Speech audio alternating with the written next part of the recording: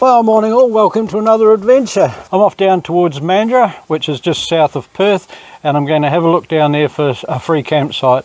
I've heard of one that is RV friendly, but you've got to be self-contained. I've got the toilet and I've got a tank for the grey water, so hopefully that's suitable if the ranger comes along. So I'll go and check out those spots. There's a couple of other interesting things I've seen on Wikicamps and Google Earth, so I'll go and have a look at those as well. So I hope you enjoy this trip. I'm looking forward to jumping in the water and getting a swim as well with this heat. I think it's going to still be in the very high 30s down in Perth, even with the change. Got something special for tea, so I need somewhere to get the barbecue out and have a go at that as well. Hopefully this is another great adventure and everything goes well. Well, major problem. I've just put everything in the fridge and it's not working. We've had it for 20 years. It's a Waco and it's been absolutely brilliant. We've taken it all over the countryside, out in the bush and everything, and I think it's finally given up the ghost. It just wouldn't freeze down or wouldn't cool down.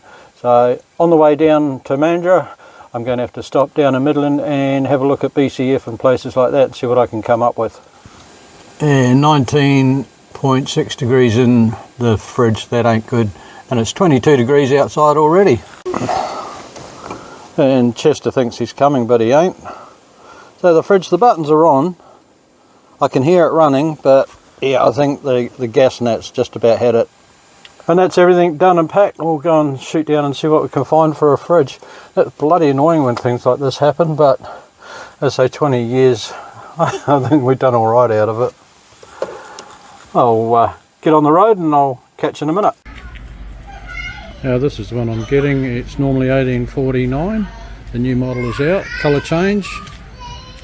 And $12.99 fridge freezer SCF X3 53 litre,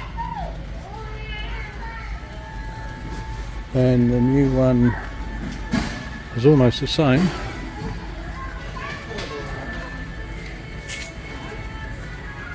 $15 and it's 55 litre, so 2 litres difference, and it's pretty much the same inside. Excellent. It's coming with me. Only got a couple left at that price. And there we go, it's sitting in the van. Time to keep going.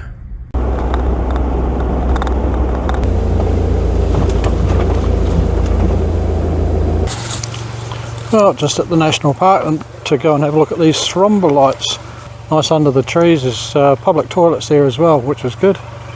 And it's a concrete path. The Lake Clifton Thrombolites formed over 1950 years ago. Calcium carbonate structures formed by precipitation from photosynthesis microbes. Oh, that's... yeah, put it there, you read it. Table and chairs, and there's a brewery just back there, so if you're coming this way and you're looking for something to do, that might be the go. I think it was called the Thorny Devil. So we'll go for a walk down, have a look at the Thrombolites. Looks like it's easy access if you've got kids and things like that. And there's a hut here that's got a bit of a... I'll turn around this way. Hut here with a bit of information. So here's a pathway. And Lake Clifton's right there. Well, we're looking east, so I bet we get some absolutely fantastic sunsets here across the lake and looking back up that way. Alright, let's see if they show out. You can see them in the water there. Nice clear water anyway. They're all back that way as well. Bit of information here. Thrombolites need fresh water to survive. Maintaining the current level of the groundwater here is crucial for their survival. Increased nutrients in the groundwater can result in an increase in algae that can smother the Thrombolites. So no fertiliser on your garden if you live close. And I don't know if you can see it, but there's a hat there, another hat there, and then there's a pink hat up there, so quite a windy spot as well. And then you're not allowed to get down there to get them back. Oh, that was a bit hard. Bit of a tight squeeze getting out of there.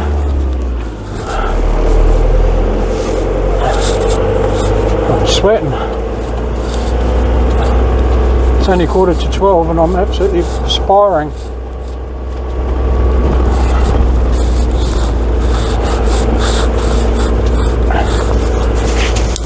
I think that calls for a drink.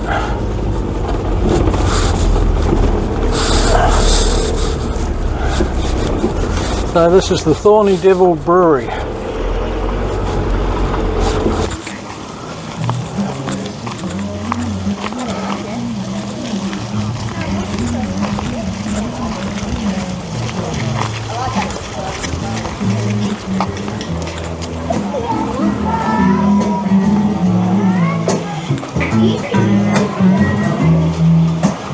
How are you going?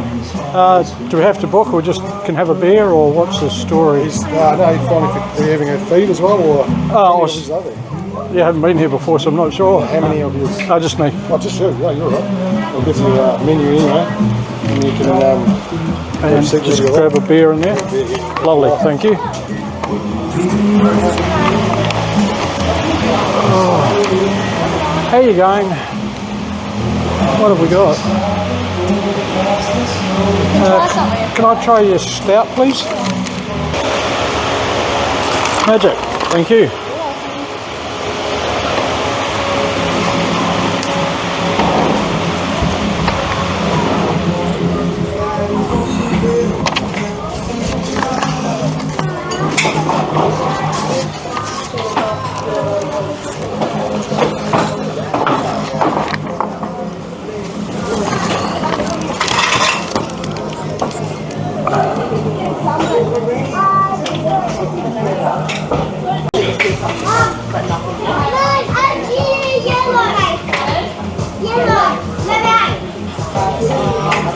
Fried house-made pickles, smoked tomato relish, smoked corn cobs, herbs and garlic, saucy wings,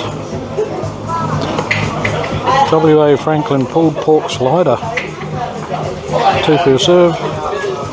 Oh, they've got quite a large recipe.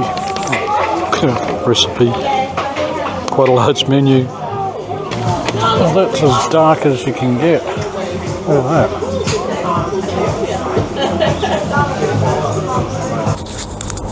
Well, just coming into Preston Beach. The ranger's just passed me going the other way. He waved, so maybe he's friendly. Hope so. So there's a little corner store just on the side there. They got petrol, diesel. No fires, deflate tyres. So you've got a beach access just there to my left. Let's go. Well, the big spot over there is a soft sand. If you went and parked in there, you would just get dumped. You would never get out again. You'd want a good 4-wheel drive or a tow out. Apart from that, there's one idiot that's parked long ways, which always takes up room. I'm right by the gate, which I'll get away with. There won't be a lot of traffic coming in and out at night. And my side door opens out onto away from the wind. The beach is that way in the park, and the wind's blowing that way, so opening my side door will be fine. I'm quite actually nice and level here, and I can walk to the beach. So lunch, that is the priority.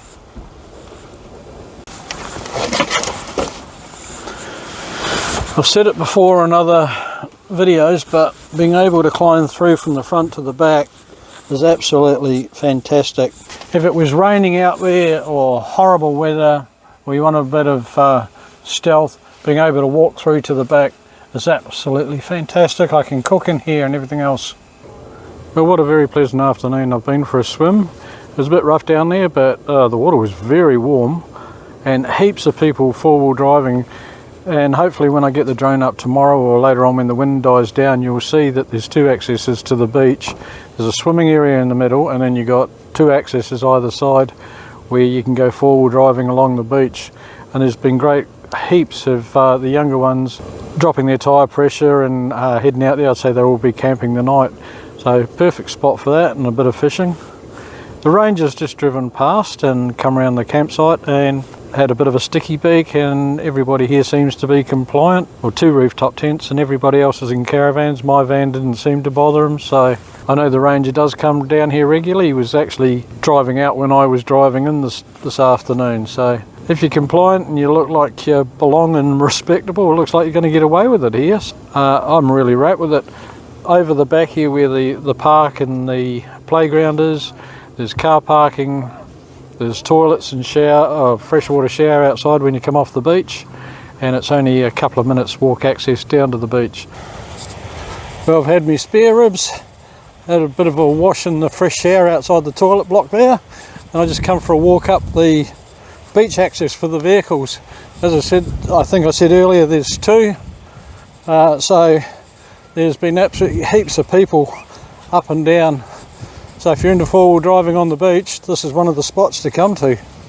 So that gives you an idea on distance. I'm standing down on the beach, and you can just see at the bottom of the hill there, that's all the caravans.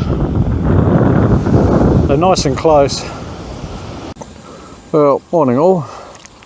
Slept well, the wind died right down last night.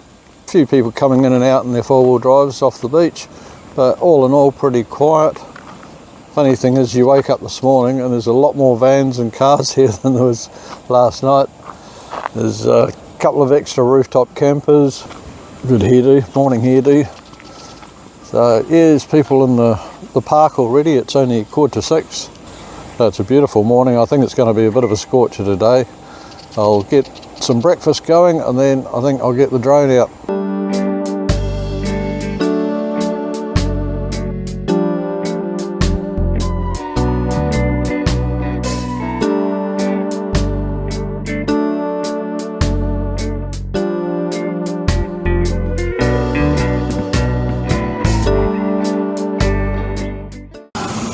But Sunday morning plan of attack is to go and have a look at this other campsite, Martin's Tank. I know it's a paid one, but I'll see what it looks like. It might be one for the future.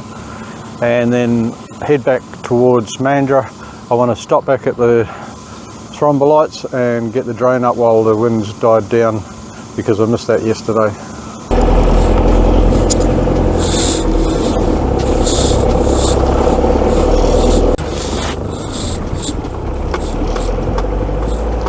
Right, Yalgarup National Park. So this is going out to Martin's Tank. Nice solid road. Bookings required to camp overnight. Book online. Parks WA. I do know that I've read that this is no dogs, so that's a bit of a bugger for those that have got dogs. There was plenty of dogs out at the other place where I've just been, so if you're travelling with a pet, that would be where I'd be going. As you can probably feel and see, it's a little bit corrugated, but it's got a good solid base on it, so if you don't mind the corrugations, I don't think it'll be too bad. I think I'll turn the camera off for a minute.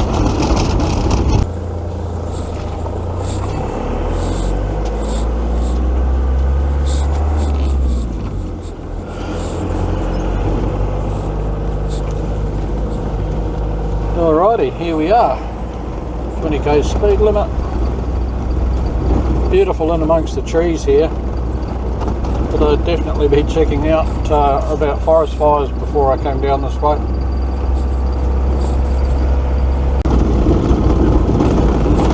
Right, and here we are.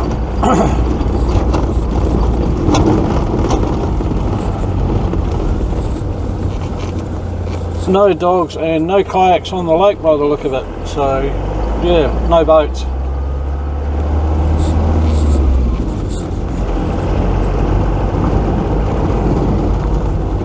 Little information bay there. Campsites 1 to 11 and 12 to 34. So there's a caravan in there. We'll just do a little bit of a drive through, I think. Nice little campsites, and right in amongst the bush for tents and things like that. So, and they're fairly well separated. It's a bit hard to show it on camera.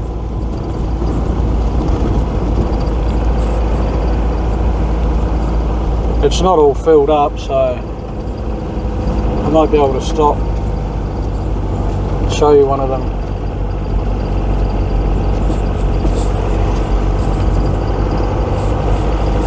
There's a few kangaroos around here.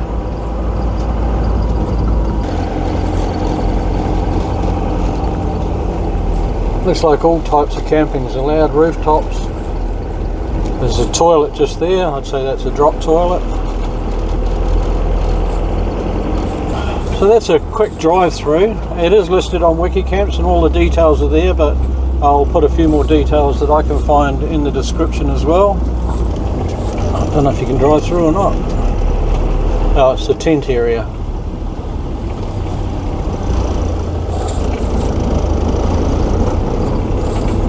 So you can't camp right next to your car, but big open tent area there.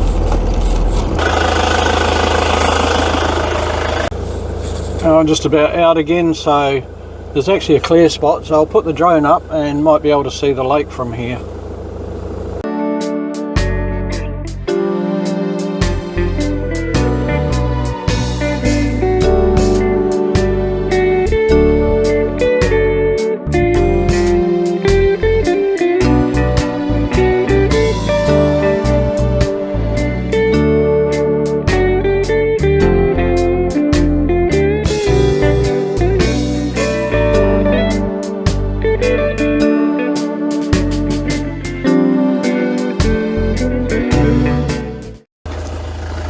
Now just driving down the road and there's the lake right there.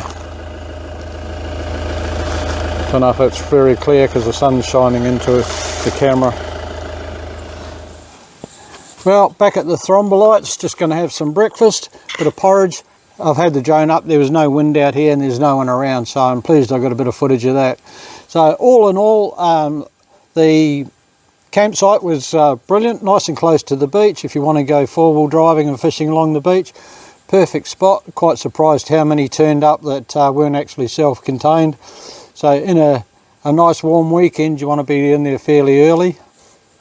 The bush camp Martin's Tank, shame you can't take a dog in there, but if you want to go bush camping and just get away from it all in under the trees, that is a perfect spot.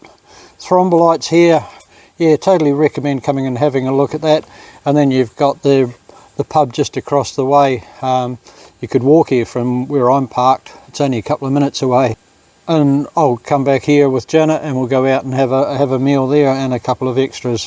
Thanks for watching. I hope you enjoyed this one. Keep the shiny side up and we'll catch you out on the road next time. Cheers.